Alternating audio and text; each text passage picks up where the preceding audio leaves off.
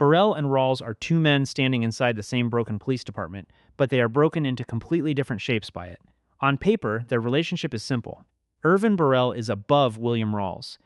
Burrell is the commissioner, the man who sits closest to City Hall, the man who answers to the mayor, the council, the newspapers, and every political headache that lands on the department's desk. Rawls is underneath him, moving through the command structure as the hard, sharp, nasty face of police management. But The Wire almost never treats rank as the real story. Rank tells you who has the title. Behavior tells you who understands the game.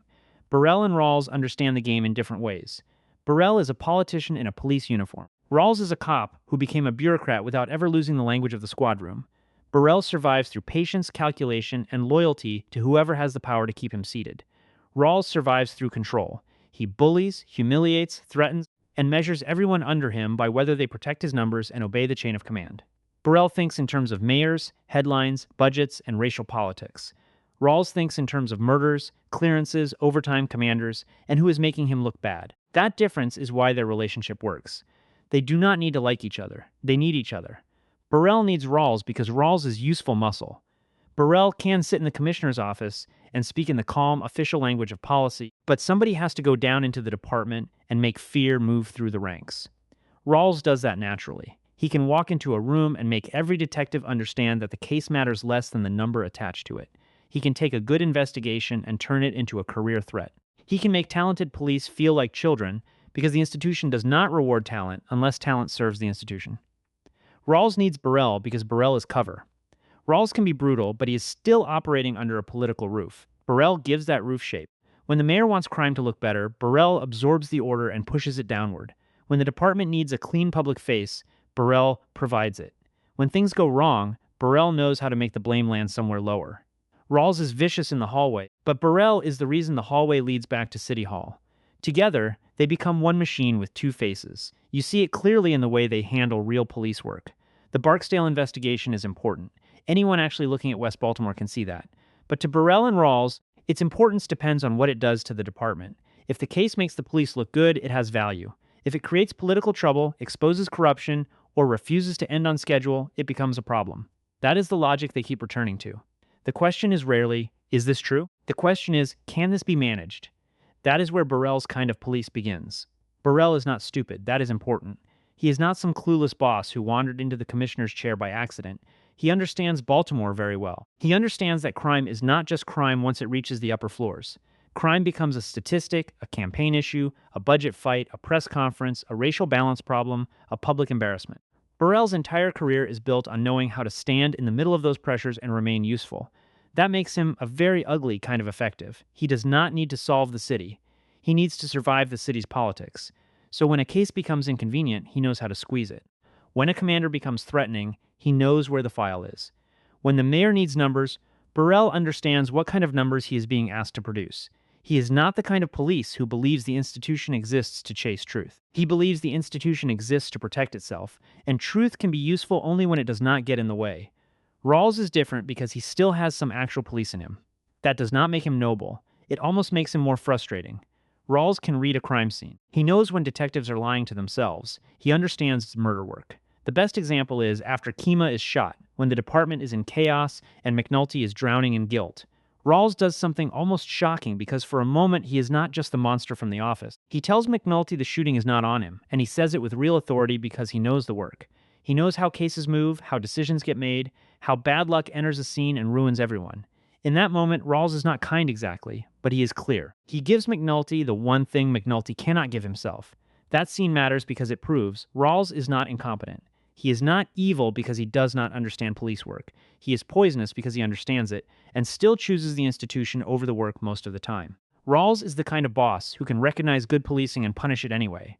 That is what makes him such a perfect figure in The Wire. He is not the empty suit who never did the job. He did enough of the job to know better. He knows when a case has weight. He knows when a detective is onto something. He knows when the bodies on the board mean more than a clearance rate. But he also knows that caring about the real work can damage a career. So he turns the department into a discipline machine. He protects the chain of command because the chain of command protected him. Burrell is colder in a different way. With Rawls, you can still see the old cop underneath the political animal. With Burrell, the old cop is almost gone. He has become pure institutional survival. He does not need to scream as much as Rawls because his power is quieter. Burrell can ruin someone with a meeting. He can smile, wait, and let the pressure do the work. Rawls humiliates people because he enjoys domination. Burrell threatens people because he understands leverage. That is why Daniels becomes such a useful point of comparison for both of them. Daniels wants to move up, but he also wants to believe there is a cleaner way to do it.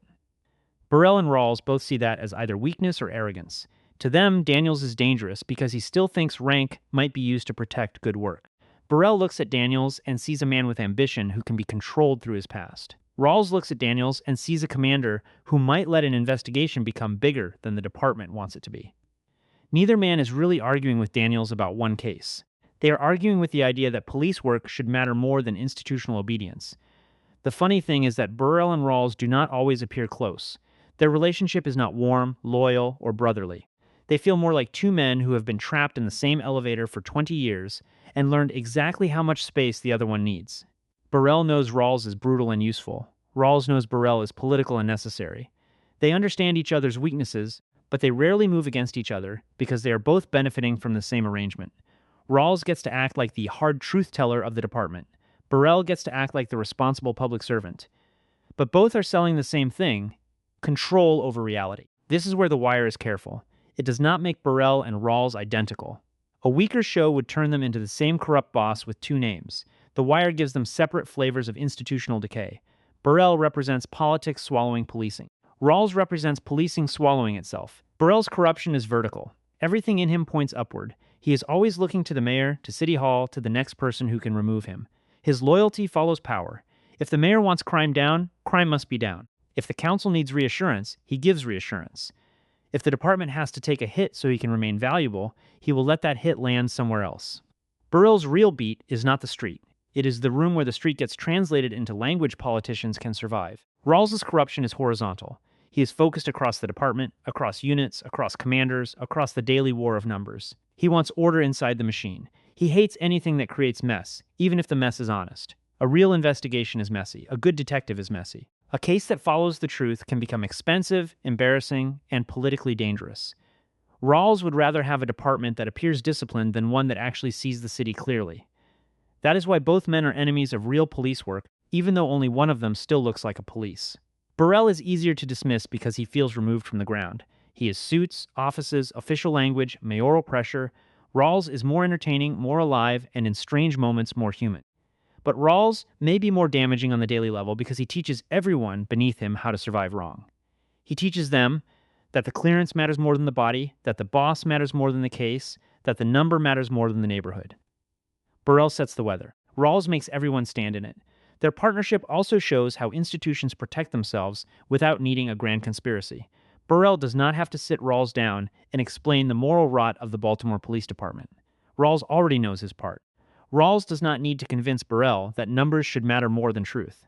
Burrell already lives by that. They do not need secret meetings in dark rooms. The system works because every person in power already knows what is expected without being told too directly. That is one of the most realistic things about them. Their relationship is built on shared instinct. When something threatens the department, they both move to contain it. When good police work becomes politically inconvenient, they both know it has to be slowed down, redirected, or buried. When a subordinate becomes too independent, they both understand that independence as a threat. They do not always use the same method, but they usually arrive at the same destination, and yet their endings show the difference between them. Burrell gets exposed as a man whose usefulness has expired. Once Carcetti needs change, Burrell becomes the symbol of the old department. He is not removed because the system suddenly cares about truth. He is removed because a new political story needs a body. Burrell spent years surviving by understanding politics, and in the end, politics does what it always does. It uses him until he becomes more valuable as a sacrifice. Rawls, meanwhile, keeps floating upward. That is perfect. Rawls is too useful to disappear. He is abrasive, compromised, and often cruel, but he is also adaptable. He knows how to serve the next version of power. He can be part of the old regime and still find a place in the new one because men like Rawls are never really out of fashion. Every institution says it wants reform, but it still needs someone who can enforce obedience. That is the real relationship between Burrell and Rawls. They are not friends. They are not rivals in any simple sense. They are two different survival strategies produced by the same department. Burrell survives by becoming political.